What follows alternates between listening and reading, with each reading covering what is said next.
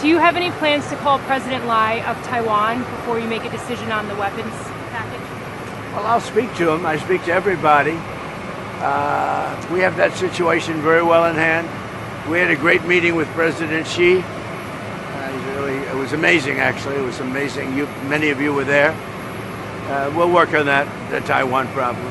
Are you going to Taiwan? Do you have any plans? So you had President Trump speaking outside of the motorcade there about what the plans have been, how the China situation, the summit ended up going. And it did seem as though there was a lot of mutual respect shown between these two leaders. And we know that come September, there is going to be another meeting between them, but this time on United States soil. Let's hear from the White House about the culmination of that meeting. Anna Kelly joins us this time for real, though. Anna, thank you for your patience. That you were part of a stressful first hour of a show in a new studio, but everything is great now. And having you back on with us, we're really appreciative of it. Hey, Annie, absolutely no problem. I am so glad to be back. So you are the special assistant to the president and White House principal deputy press secretary. And all eyes were on China last week as President Trump and President Xi Jinping met and discussed things. And there was a lot of ceremony around the meeting. What's the takeaway for us Americans as we watch this from afar? How does the White House feel about the way that summit went?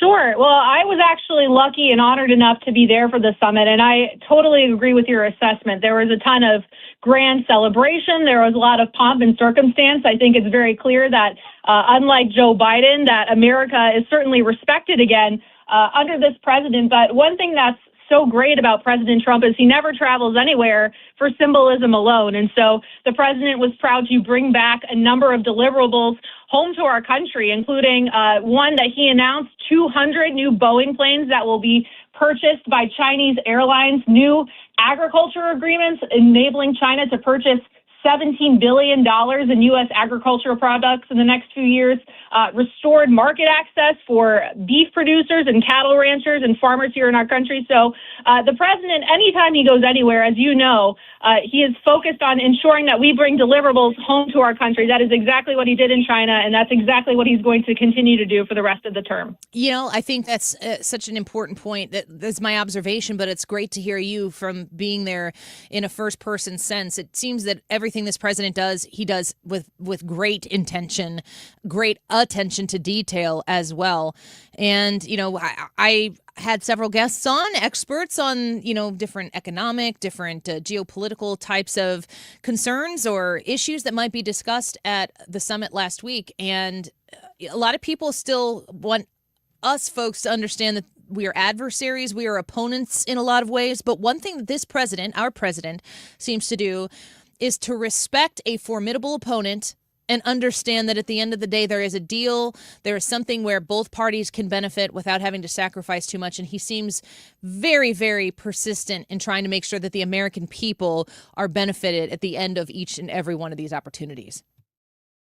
Absolutely. And remember, kind of to my earlier point, too, remember, this is a country that never respected us under Joe Biden and even under President Trump's Democrat and even Republican predecessors. I mean, we had decades and decades of China ripping off our country, the president's predecessors allowing our jobs to be sold out, shipped overseas. The president came into office and said, not anymore. So this visit kind of built on some of the progress that we made on that front last year in South Korea.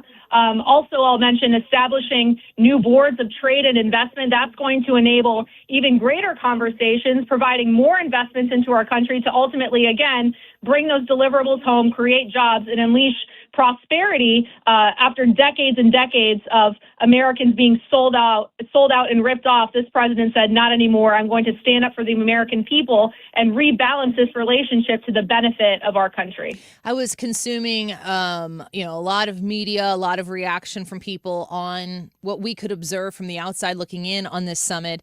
But I always try to go look at the other side and see what they're saying. I already know these people hate Trump. They hated him before he went to China. They're going to hate him when he comes back from China. I don't think that they love the country either. So I guess if President Trump were to be able to get something good out of this, they'd hate that too. But there was a lot of attention paid to from these other places that I was looking at on how President Xi Jinping attended to President Trump and showed him around places and the things that China presented to Donald Trump. What was your assessment as somebody who was there in person about how China welcomed America? Was there respect that was shown, mutual respect that was shown, knowing that, yeah, we are still in many ways opponents of one another? There's definitely mutual respect, and I think that's what makes this president so effective, right? Because this president is willing to look anybody in the eye, regardless of how his predecessors might have handled things or allowed our country to be sold out, and say, we're going to rebalance these relationships. I'm going to work with you to make life better for Americans at home. And so I think that's totally right. I mean, certainly no one respected our country under Joe Biden. We had one foreign policy crisis after another. Finally, under President Trump, America is respected again. And you know, as you said, that's certainly reflected in the fact that President Xi took President Trump to his home. That's something that he hasn't done for other presidents in many years. He showed him some really special historical sites, the Temple of Heaven in Beijing. So I think it was a really special trip. Again, as President Trump says, he's always going to be America first. He recognizes that naturally President Xi is going to be China first, but it's about looking anybody in the eye to rebalance those relationships, bring deliverables back home, and make good deals for our country. Yeah, I think that's what's so important to understand, that you can't expect China to not be China first when our entire mantra right now is actually America first. So my understanding is there's a September summit here in the United States where we welcome their delegation and the president himself to America. Do we know what's on the docket for that September meeting? Not quite yet, but I would imagine it'll be a lot of the same topics in terms of rebalancing our trade relationships, kind of improving some of those investments into our country, speaking on some of those agriculture or manufacturing topics, of course. I think we all wish there was a big, beautiful ballroom here to host President Xi for. So we'll have to wait on next time for that. But I'm sure it'll be a spectacular visit as well, with once again, even more great agreements and great conversations to improve the lives of the American people. We're speaking with the Special Assistant to the President and White House Principal Deputy Press Secretary Anna Kelly. Before we let you go, and since you brought it up, we're very intrigued about the ballroom. And we saw the president showing the press around, and he even treated him to breakfast, was my understanding, as he was explaining some of the incredible assets that this ballroom facility will add to the White House grounds. A lot more than a place for dancing and dinner. Can you talk a little bit, in your personal experience of working at the White House, what kind of benefit that this facility is going to add to that grounds? Yeah, I mean, there's multiple benefits. Number one, the fact that we don't have a real event space to host these grand leaders like Xi Jinping. I mean, every other country has some sort of ballroom or space.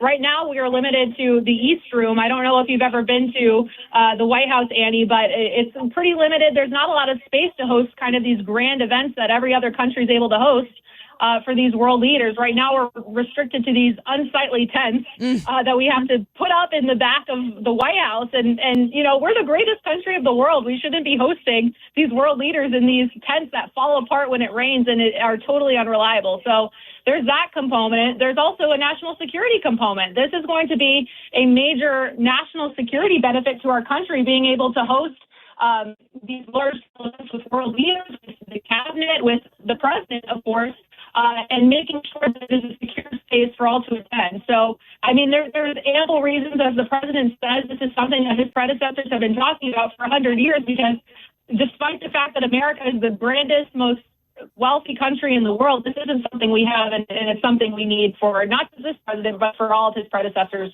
or successors, to come. Awesome. Well, we are grateful for your time today, Anna Kelly. Thank you for being with us. We look forward to more developments as they come out of the White House. We know you guys, or at least the president, doesn't sleep, and you guys are doing your best to keep up. And so we are doing our best to keep up with you. We're thankful for your time today. Thank you, Annie. Take care. Bye-bye.